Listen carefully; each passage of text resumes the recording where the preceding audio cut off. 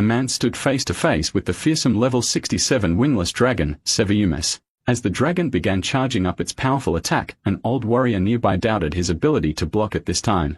But just then, something unexpected happened. A goblin stepped right in front of Seviyumis, holding a club in its hand. Without hesitation, the dragon unleashed its deadly strike. Yet the goblin countered, attacking Seviyumis with the club in hand. Shocked, the man watching exclaimed in disbelief. The goblin hadn't just cut the dragon, it had crushed it.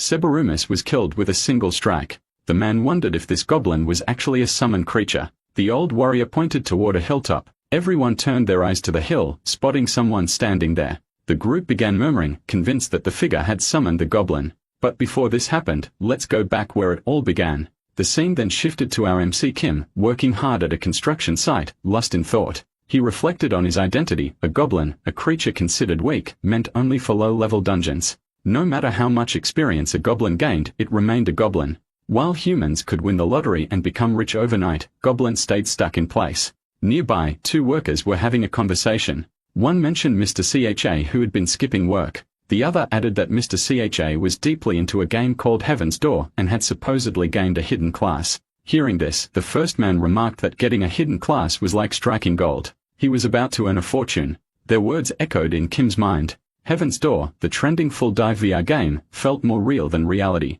Though expensive, internet cafes across the country had adapted to this tech, allowing even broke people like him to enjoy it. The demand for the game led to in-game items gaining real-world value. Heaven's Door had become a true game-changer. Though he once enjoyed it, now it only brought frustration. Back in the game world, Kim was mining with dedication. After much grinding, he managed to collect 3 ores. Frustrated, he cursed his fate. Despite all his efforts, he felt buried in debt. There was no sign of becoming a legendary hero, dating a beautiful party member, or finding a happy ending. Heaven's Door had become just another grind, but luck suddenly shifted. He discovered an advanced healing crystal worth at least 300,001 if exchanged. Joy overwhelmed him. Laughing like a madman, he reminded himself why he kept mining. Just then, a beautiful woman appeared, catching his attention. She noted that he had been mining daily, assuming his mining skill was high. When asked, he admitted it was decent. She explained that her party was blocked inside a dungeon by a massive rock. Despite having strong teammates, none had mining skills. They needed a skilled miner's help. Kim hesitated, saying his level was too low to safely enter the dungeon. A dwarf nearby assured him they'd handle the monsters. He just needed to mine. Then with a bitter tone, the dwarf expressed frustration at being stereotyped for mining, reminding everyone that dwarfs weren't just tools. Kim considered the offer. Joining their party could help him gain EXP and access rare ores. Still, he doubted his safety. After all, while death wasn't permanent in the game, there was always a risk. Suddenly, the woman grabbed his hand. She apologized, admitting she had a thing for strong-armed miners. She told him it was okay if he refused. Without hesitation, he accepted. Inside the dungeon, fear crept in as Kim faced a level 9 grey wolf. Though the monsters were low level, they still outclassed him. The wolf lunged at him, but the woman, Catherine Lee, a level 39 magician, instantly eliminated the threat with a salamander flame skill. She checked if he was okay while he was in awe of her power. She had wiped out the entire wolf pack in one move. Catherine asked him to stay close. It was dangerous to be alone. Blushing, Kim imagined a romantic future beside her. His thoughts raced toward the pink romance route he had always dreamed of. Another teammate joined the fight, easily defeating the wolves with a move called Giant Wheel Swing. He spoke about a suspicious ore that could only be broken with a high mining level. They had skipped it in the past, not wanting to waste points on mining. Now they needed help from someone like Kim. Hearing this, Kim felt insulted. Did they see him as just a tool? He confronted the man, stating he wasn't useless in combat. The dwarf then questioned if the purchased information was accurate. A failed lead would cost them big. The man confirmed the info was solid and warned the dwarf that failure would be costly. As Kim mined, anger simmered inside him. He was used to being looked down on and risking his life for small rewards, but the routine had numbed his feelings. That numbness frustrated him even more. Still, he stayed calm. His job was to mine, get paid, and leave. Just another boring day, but the situation changed. As he mined, a hidden dungeon was revealed. Excitement filled him. Hidden dungeons came with rare rewards and possibly even a hidden class. It felt like they had struck gold. Catherine chuckled and sarcastically said, "We." Before he could react, the man from earlier attacked him from behind. Kim collapsed, struggling to breathe. Catherine mocked him. She called it absurd that a hidden dungeon could exist in a low-level area and be accessed with mere mining skills. She claimed they had done all the fighting and he had simply followed along. Realization hit him. They had planned this from the start. The man grabbed his hair and mocked him for being clueless. They knew about the hidden dungeon. They just needed him to unlock it. As a reward, they decided to kill him quickly. The man struck him down, but Kim suddenly opened his eyes. He was still inside the dungeon. They hadn't finished him. Then he noticed something. The advanced healing crystal had shattered. It had saved his life, reviving him fully. His precious 300,001 crystal was gone. Furious, he cursed them. His eyes turned to the still open dungeon door. That meant it hadn't been cleared yet. Despite the loss, he wasn't ready to back down. He decided to crash their party and turn his life around. Those who looked down on him would regret it. He jumped into the dungeon, landing hard. The stairs confirmed he had entered the hidden area. As he looked ahead, he spotted something massive, a goblin shrine. A smug-looking goblin sat on a throne. He was confused. A hidden dungeon filled with goblins. It felt too easy. Something was off. The silence was eerie and he couldn't find the others.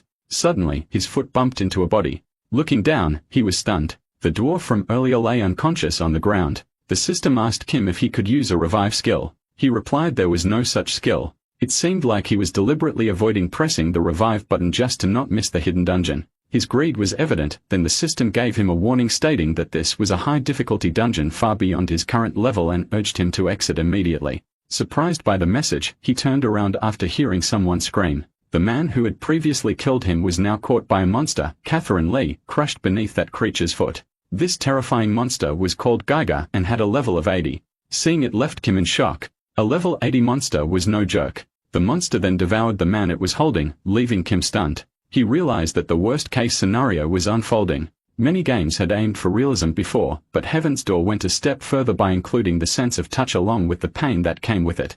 Safety systems were in place, but only for damage caused by low-level or equal-level monsters. Catherine Lee started calling out for help. Kim, feeling helpless, knew there was nothing he could do against such a monster. Pain and trauma didn't disappear just because a character revived. They directly affected the brain. In severe cases, they could even lead to brain death or real death. Running away, he thought about how he couldn't allow that thing to be the one to kill him. This situation wasn't his fault. His teammates had abandoned him first. He was weak, so, of course, he couldn't help anyone. Survival was his only choice even if he had to do it alone. Suddenly, the system notified him that the Goblin Lord felt a sense of kinship with his cowardice and weakness. Shocked, he questioned the label of being weak and cowardly. He didn't want to be like this. He hadn't chosen powerlessness. If he had even a little strength, he wouldn't have run away. At the same time, the monster crushed Catherine Lee in under its foot. Kim was filled with frustration. He had only wanted a decent job where he wasn't looked down on. He had wanted to fight monsters, not mine rocks, and use cool skills like everyone else. Because of the debt his unknown parents left behind, he had grown up unable to do anything he truly wanted, and now he was being called weak. He hadn't done anything wrong, yet even a goblin from its throne dared to look down on him. He raged inside, wondering who gave a goblin the right to judge him. In the real world, he was looked down on. In the game, he was treated the same way, and now even a goblin pitied him. If being a goblin meant that, then so be it. The system then informed him that he was now an honorary goblin. Goblins would now assist him anytime. He had met the conditions to change to a hidden class, Goblin Summoner. Hearing this, Kim was stunned. He couldn't believe this was a hidden class and rejected the offer, but the system overruled his choice and proceeded with the class change. He shouted in protest, but it was too late. The transformation had already happened. Suddenly, the monster appeared right behind him. As he turned around in fear, he realized there was no more running. There was no going back now. He summoned a goblin. As the goblin began to appear, he hoped it wouldn't make a flashy dragon-style entrance. A weak-looking goblin stood before him. He didn't care. He planned to use the creature as bait and escape while it distracted the monster. He ordered the goblin to move forward. To his surprise, the goblin looked ready to fight. Kim braced himself to run, but in a single instant, the goblin sliced the monster into two pieces using just a chunk of meat it held in its hand. The monster was defeated in one blow. Kim gained a significant boost in experience points along with two new skills, Feed Goblin and Walk Goblin. Even the summoned goblin gained a large amount of experience. Staring in disbelief at what had just happened, Kim stood silent, trying to process it. That seemingly weak goblin was actually at max level. In the gaming world, after Catherine dies, the scene shifts to the real world. Inside the gaming capsule, Catherine screams violently. A man rushes to her and quickly removes the device from her eyes, realizing the shock might be something she can't return from even after retiring. Meanwhile, Kim's goblin is seen fiercely defeating multiple monsters. As each monster falls, Kim's level continues to rise. After clearing many enemies, Kim starts collecting mana stones and, exhausted, tells his goblin he can't carry anymore. At this point, Kim has reached level 31 and has gathered several items in his backpack. Kim reflects on his progress, realizing he cleared the hidden dungeon the moment he caught the Geiger. But since the party members who defended him are dead, the only way to return would be dying. He's surprised that his goblin, who cleared the mine dungeon alone, didn't level up even once while he reached level 31. The system offers no information about the goblin, making Kim suspicious. It doesn't make sense that such a low-ranking mob is this strong. But Kim brushes it off, deciding to take full advantage of this bug before the developers patch it. With this goblin, he no longer needs to mine and believes he can become the best in Heaven's Door. Later, Kim visits a bank where a lady informs him that everything, including the wolf pelts, totals around 97,001. She asks if he wants the amount transferred directly into his account. Kim realizes he can convert in-game items into real cash through the bank and is stunned at how influential the game is. He then asks if he can send the money to a different account and mentions having more valuable items to sell, including a Geiger's membrane and its heart. As the lady checks the value, she is visibly shocked and calls for her boss. The bank manager arrives, serving cold tea to Kim and admitting he forgot to boil the water. Kim asks why the manager is personally handling this, saying he's only there to cash out items. The manager explains that he has better investment options for Kim's money and doesn't want it wasted in a simple checking account. Kim questions this investment talk, but the manager reveals the true value of the Geiger's heart and membrane, 230 million and one. Shocked by the number, Kim later thanks his goblin for helping him pay off 10% of his debt. Without even being summoned, the goblin came running, and Kim affectionately praises him, calling him cute. At least while in town, Kim considers unsummoning him. As Kim walks through town with the goblin by his side, he notices people staring. He tries to unsummon the goblin but realizes the goblin won't go away unless he dies. A passerby comments on the unusual sight of a goblin in town. A girl adds that someone must have summoned it and calls it unsightly. Kim is frustrated. Everyone seems to think he's the goblin. Suddenly, the goblin bumps into a man who angrily questions why a goblin is walking the streets. Onlookers recognize the man as Patton, the self-proclaimed annihilator of the Everton Guild. Kim finds the title impressive but learns Patton gave it to himself. This worries Kim. Anyone calling themselves an annihilator can't be normal. Kim tries to explain that the goblin isn't a monster, but Patton attacks. The goblin easily counters his strike using a piece of meat, knocking Patton away. People around gasp. Patton is dead, killed by a goblin. Kim panics, realizing if anyone discovers the goblin is his summon, it could become a huge problem. One of the bystanders mocks Patton, saying it's embarrassing to be toyed with by a goblin. The new characters introduced are Yoon Hyak, a level 30 assassin, Suji, a level 28 assassin, and Ji Hyun, a level 27 archer. Kim assesses the situation. He's confident his goblin won't lose, but worries that the goblin killing all of them would create trouble. Trying to de-escalate, Kim tells them he'll handle the goblin. Yoon Hyuk, however, warns Kim not to interfere or they'll kill him too. Kim deflects by saying it would look bad for all of them to gang up on a single goblin. The goblin then uses his throwstone skill, hitting one of the opponents. Enraged, they start chasing Kim and the goblin. While running, Kim laments how things spiraled so quickly. He had a max-level goblin and a bright future ahead, thinking life in Heaven's Door would be smooth. Suddenly, an old man calls out to Kim from inside a house, urging him to come in. Without time to question, Kim runs inside. But just as he exits another door, he shouts in frustration. The old man had misled him. The old man follows him, ominously saying it was the way to Kim's funeral. As Kim escapes, he checks his system window. The system notifies him that the Goblin Lord is impressed by Kim's sneakiness, granting him 1 goblin point. Kim complains, wondering why he's being called weak, vulgar, and sneaky. He insists he did nothing wrong. It was the others who betrayed and attacked him. Resolved, Kim tells the goblin they are done being looked down on. From now on, they'll destroy the Enten Guild. With maniacal smiles, both Kim and the goblin share a moment of wicked determination. Meanwhile, Yoon Hyuk and his companions search for Kim and the goblin. Ji Hyun questions if Yoon Hyak really needs to be there, saying she could handle it alone. Yoon Hyak warns her not to underestimate the goblin. Though Patton was the weakest, he was still taken down in a single hit. Suddenly, they hear someone screaming. Yoon Hyak turns around to find one of his allies already killed. The goblin appears behind him. Eun-yak swings his sword, but it doesn't affect the goblin. He realizes what he saw earlier wasn't a trick. He could actually die. The goblin attacks using the meat piece again. Eun-yak blocks it with his sword, but is shocked that something managed to parry his weapon. From a distance, Ji-hyun supports Yeon-yak with arrows, urging him to fight seriously.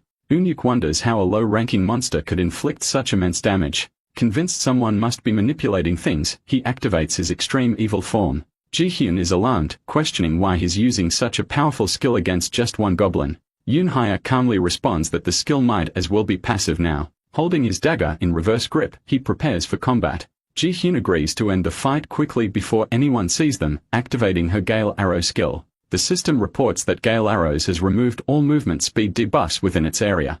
Yoon-hyuk charges at the goblin, but, again, the attack has no effect. Confused and afraid, Yoon-hyuk starts to panic. The goblin smirks and knocks Yoon-hyuk away, sending him flying past Ji-hyun. Suddenly, Kim appears before Ji-hyun and mocks her earlier confidence. Seeing him and the goblin together, Ji-hyun is stunned. She realizes this goblin is far from ordinary. Kim confirms it with a grin. He's the one who summoned him. Ji-hyun stood in shock, questioning how a mere goblin could possess such immense power. After all, Yoon-hyuk of the Darkness was one of the strongest members of the Everton Guild. Meanwhile, Kim laughed like a madman, dismissing her concern by saying it was none of her business. What mattered now was that he was extremely angry. Ji-hyun demanded to know what he wanted and what wrong they had done to deserve this. Kim, enraged, accused them of being irresponsible, claiming it was all their fault. As Ji-hyun tried to clarify, she insisted that they were the ones who attacked first, and now both she and her precious thing were at their limit. Mocking her words, Kim sarcastically questioned if her precious thing was hard, joking that someone might get the wrong idea.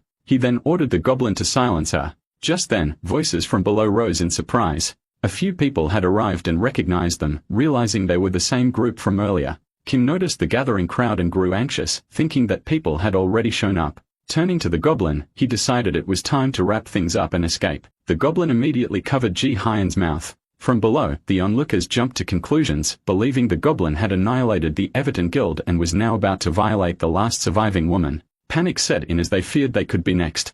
Kim realized the situation had spiraled out of control. He had only wanted revenge on the Everton Guild, but now he was caught in a mess. Realizing there was no escape, he shouted for the goblin to stop and release the woman. Someone from the crowd noticed and commented that the man had just ordered the goblin to let her go.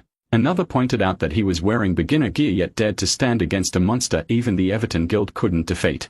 Tears streamed down Kim's face as he told the goblin to stop, declaring that it was all over now. The crowd misinterpreted his words, thinking he had brought the goblin under control and saved the woman. They began cheering for him, wishing him luck. Confused, Kim wondered why they were cheering. They should be mocking him. Then it hit him. They didn't know he was the one who summoned the goblin. He remembered saying he didn't want the Everton Guild to get hurt and that he would handle the goblin himself. From their perspective, he was now a hero risking his life to save a woman from a monster. Realizing this, Kim began laughing maniacally. He turned to Ji-hyun and warned her not to end up like her dead comrades. If she stayed quiet about him and the goblin, he wouldn't kill her. Ji-hyun nervously agreed to keep the secret. Satisfied, Kim accepted her promise. He then dramatically turned to the goblin, blaming it for attacking the village and causing so much pain despite being just a monster. Acting furious, he slipped a chain around the goblin's neck and began dragging it with him. One of the onlookers gasped, recognizing the technique. The Chains of Light, a skill capable of restraining monsters, was being used by someone in a beginner town.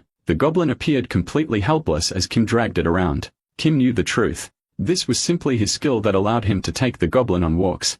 Still, he played along and warned everyone to step back, pretending the situation was dangerous and that he was barely able to control the creature. The crowd whispered among themselves, now believing Kim's level to be over 50. They realized the Everton Guild hadn't been weak. Nobody else could have stood a chance against the monster either. Kim added to the act, claiming that he might not be strong enough to defeat it, but could still drive it away using his skill. He then summoned some goblin food and threw it far into the distance, yelling that it was the creature's end. The goblin immediately ran after the food. As soon as the goblin left the town, Kim ordered the gates to be closed. The town's gates shut behind the creature, and the danger was sealed outside. Turning to the people, Kim asked if everyone was all right. The crowd cheered, relieved, celebrating that he had successfully chased the goblin away. Kim felt a brief sense of peace, thinking the situation was now under control. Later, Jaehoon approached him. She informed him that the other guild members had died and been transported back to the Shrine of Revival in the sacred grounds of Pascal. She was the only one who knew the truth about Kim and the goblin, and she promised to keep her word.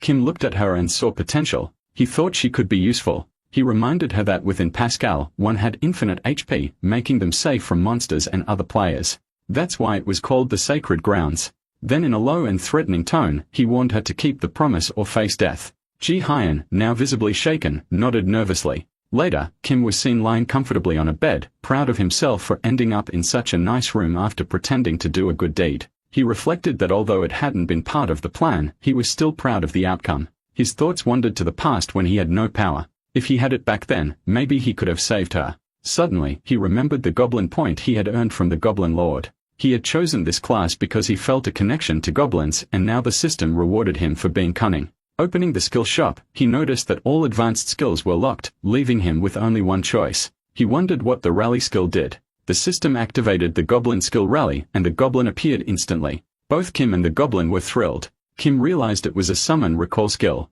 Panicking, he warned the goblin that if anyone found out it was still around, they would both be in big trouble. Suddenly, someone arrived at the gate and asked if Kim was all right. He calmly responded that he was fine. The goblin picked up its weapon, and Kim quickly apologized, asking it to put the weapon down. He reassured the goblin, saying he understood. That night, Kim looked at the goblin and saw himself in it. Even though the goblin hadn't done anything, it was mocked and attacked without reason. Just like him, this world he thought was full of motherfuckers. After that, Kim entered the bar where a man confronted him, calling him the guy who saved a member of the Everton Guild yesterday. Kim confirmed it casually, but internally felt uneasy in the crowded bar without his goblin by his side. Yoon Hyuk approached and acknowledged that there had been no reason for Kim to help them, especially after they declared themselves enemies. Still, he expressed gratitude. Kim silently wished he would stop thanking him with that intense glare. Yoon Hyuk reassured Ji-hyun that Kim had no intention of fighting. Meanwhile, Ji-hyun realized the goblin wasn't present and worried that everyone was being fooled by him. Kim admitted that despite their past conflict, he helped them because he needed something. Yoon Hyuk accepted that and stated that the Everton Guild always repaid its debts and was willing to assist Kim in any way possible. Kim explained that farming in the beginner area no longer yielded much for him.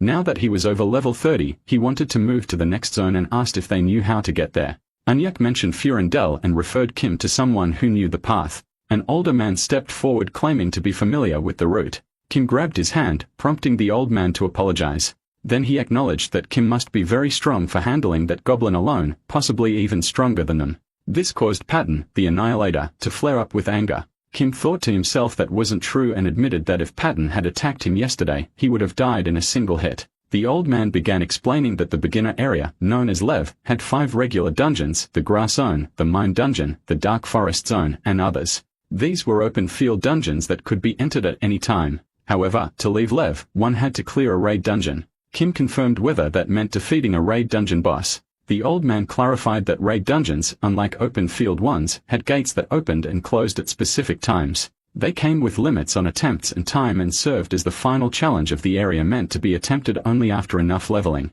Onyx stood up and revealed that Lev's raid dungeon only opened once a month. Their entire group had gathered to clear it. Kim then realized their presence in the area meant that yesterday had been the day the raid dungeon opened. But the goblins' interference had ruined everything, and now they were stuck in Lev until the next raid. Kim was stunned to learn he was stuck there for a month. He thought about how he'd earned over 200,000 from the level 80 monster drops and how his goblin could easily clear even tougher dungeons. Now he'd be wasting an entire month in a town where he couldn't make money. Frustrated, Kim grabbed Yoon Hyuk by the collar and shouted, furious that his precious time was being wasted. He demanded another way. Yoon Hyuk replied calmly that everyone was angry about the delay and the guild's debt had been repaid. With that, the group began leaving the bar. Ji-hyun looked back at Kim one last time before walking away. Meanwhile, Kim's goblin observed them in secret from the side. At the same time, the system suddenly triggered the boss raid to open. The old man was shocked, noting that at least 30 days were supposed to remain before the next raid. Kim was stunned to realize that the boss raid had already begun. Seeing the portal in front of him, Patton acknowledged that the boss raid had really opened just a day later. Yoon Hyuk asked how many people were already inside. The old man responded that not even one had entered yet, as those who were prepared had already cleared it yesterday and moved on to the next region. Yoon Hyuk realized that meant only their group remained this time. Just then, Kim appeared, accusing them of lying. He expressed frustration for believing them when they said he had to wait an entire month. He felt betrayed and blamed himself for trusting others again after everything he had been through. Ji-hyun tried to explain that he was misunderstanding, but Eun-hyuk simply asked if Kim was coming or not. Kim agreed, stating he wouldn't just sit back while they went in and grabbed all the rewards. Eun-hyuk then gave a quick explanation. Based on their intel, the raid boss chamber had only one room. That meant they would face the boss immediately upon entry and had to stay alert. The old man added that it probably wouldn't be too dangerous since the boss was below their level, but caution was still important. Patton remarked that even though their guildmaster wasn't present, the entire Everton guild was there, and a boss like this would be defeated in just 10 seconds. With that, the group started entering the portal. Yoonhook smiled and signaled everyone to go. Kim whispered to his goblin who was hiding behind a tree, telling him to stay hidden until called. He thought to himself that anyone could betray him just like before, and he wouldn't allow that again. Holding an advanced healing stone, Kim felt prepared. He stepped into the portal and, once inside, looked ahead to see the group running back toward him. Behind them was a level 40 steel giant approaching rapidly. The system notified that they had entered a hidden dungeon, the steel giant's residence. While fleeing, Eunhyuk demanded answers from the old man who denied knowing anything. Ji-hyun shouted for Kim to stop standing still and run to the portal, but Kim refused, questioning why they would flee from a hidden dungeon. He pointed out the valuable rewards such dungeons offered. Though the boss was level 40, the level gap wasn't too severe. They wouldn't die permanently. Just cough up some blood and pass out. He reminded them that great rewards never came easy and criticized their lack of awareness about the value of hidden dungeon loot. Kim then declared that they could all run away, but he would claim all the rewards for himself. Using his goblin summoner skill, Rally, Kim summoned his goblin. The goblin who had been sitting quietly outside the dungeon was now called into action. But before the goblin could arrive, the steel giant charged at Kim and landed a powerful punch. Kim was killed instantly in a single hit. Patton mocked him, surprised that this was the same guy who fought the goblin yesterday. Eunhyuk dismissed Kim's fate, focusing instead on the fact that the portal had closed. He was shocked, realizing that only raid dungeons closed this early. This one was supposed to be a hidden dungeon. The old man explained that they had underestimated the place. Just as ordinary dungeons could occasionally transform, raid dungeons could also contain hidden dungeons at low probability. That was why they now faced a hidden boss raid. With no other choice, they had to fight. Back in the real world, Kim lay inside the gaming capsule, suddenly screaming in frustration. He couldn't believe he had died from a single hit despite being above level 30. Though the boss was level 40, it still felt unfair. He realized he had forgotten to use his status points. The portal was now closed, which meant he couldn't summon his goblin anymore. The treasure had been right in front of him, yet he had lost it all. Cursing the goblin, he questioned if he was really going to miss out on all the rewards. Meanwhile, inside the dungeon, Yoonhook shouted to begin the hunt. That jolted Kim back to awareness. The group engaged the steel giant in battle. Watching them fight, the old man instructed Yoonhook and Minute Song to attack first and identify the giant's weak points. With Ji-hyun's movement speed buff, the enemy wouldn't have time to react. The steel giant roared loudly, and both Yoonhook and Patton launched their attacks simultaneously. The old man noted that every monster had at least one weak spot. Their attack strategy involved a series of 16 slashes from each fighter, 32 strikes in total, to analyze which wound was deepest, revealing the weak point. Stepping aside for a moment, Yoon-hyuk asked Patton if he had figured it out. Patton admitted he hadn't. Despite using a technique designed to expose weaknesses, no damage was inflicted, something that had never happened before. Yoon-hyuk agreed and suggested two possibilities. Either the enemy's defense was too high, or before he could finish, the steel giant lunged forward to attack.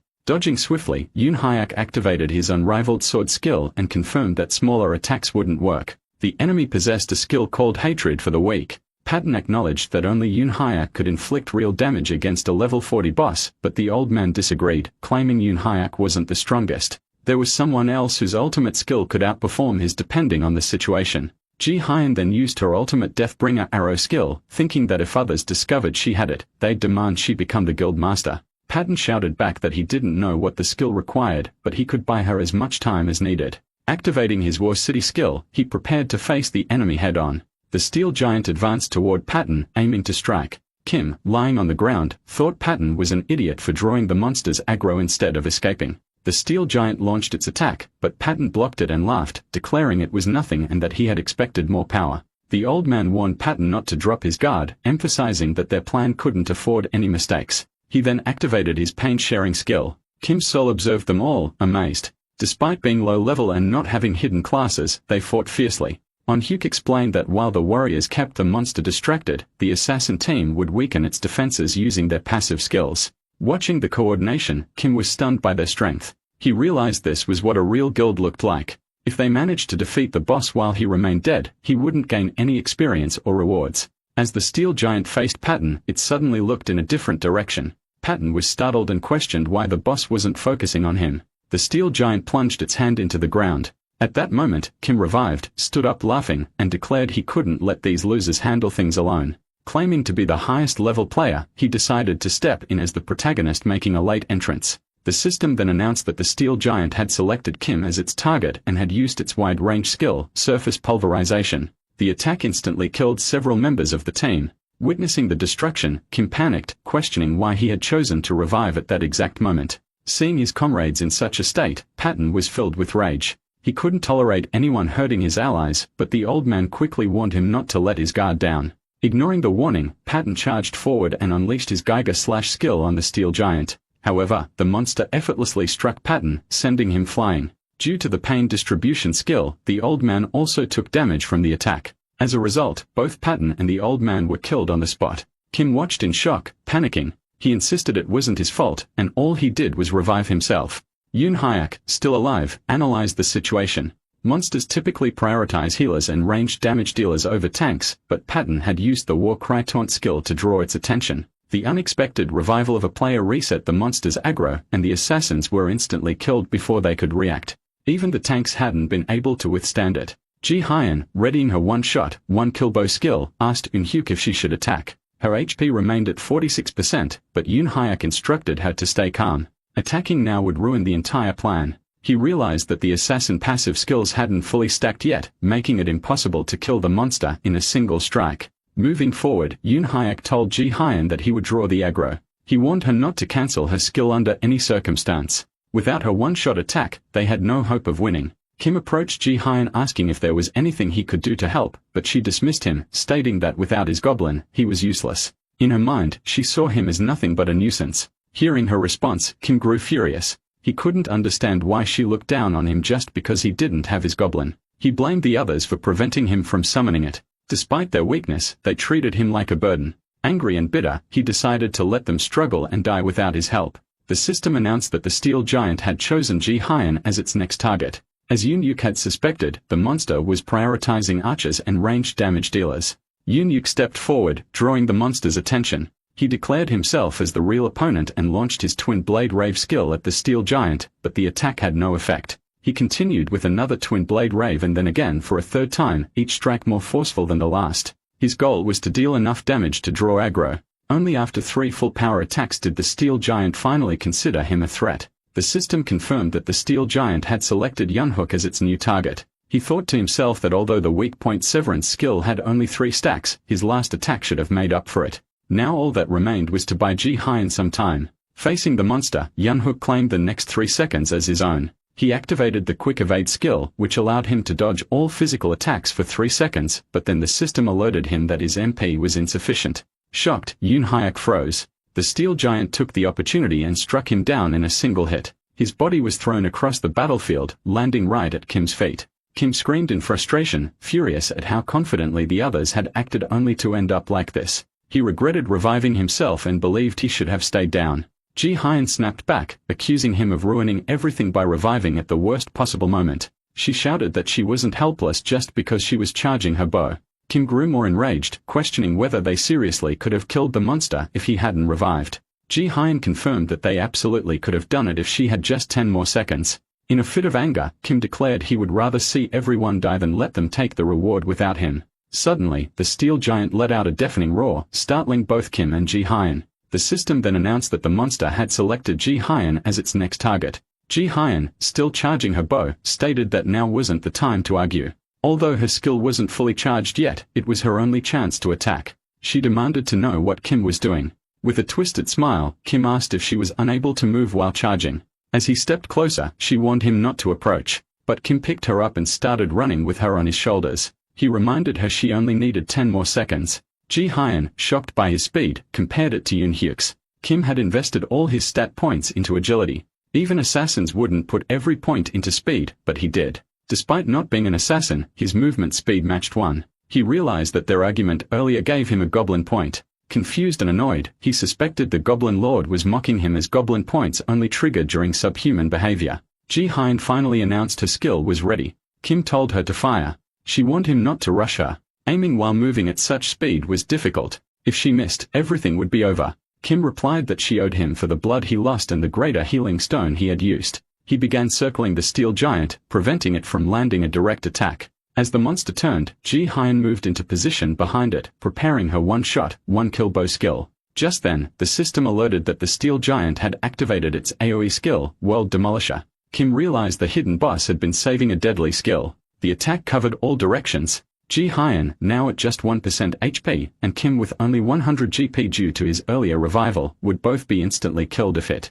Ji-hyun struggled to aim due to the rubble blocking her shot. Kim said his brain was showing him something. Ji-hyun asked if it was a solution to their crisis. Kim clarified that it wasn't. It was memories of playing with his friends. Ji-hyun concluded that he was experiencing his life flashing before his eyes. Then through a crack in the wall, Kim's goblin reappeared. Seeing it, Kim welcomed the goblin and mentioned how long it felt since he had last used the rally skill. Ji-hyun watched in disbelief, stunned that the goblin had damaged the dungeon space itself to enter. She questioned if such a feat was even possible. Kim then activated his secret move, Goblin Shield. Laughing, he taunted the hidden boss, calling it the climax of the battle. At last, Ji released her arrow. It struck the steel giant with full power, killing it instantly. The system declared that they had cleared the hidden dungeon, chamber of the steel giant. Ji-hyun, overwhelmed, stated they had truly won. Her level rose from 27 to 31. Kim's level also increased from 31 to 34. Immediately after, Kim demanded his reward.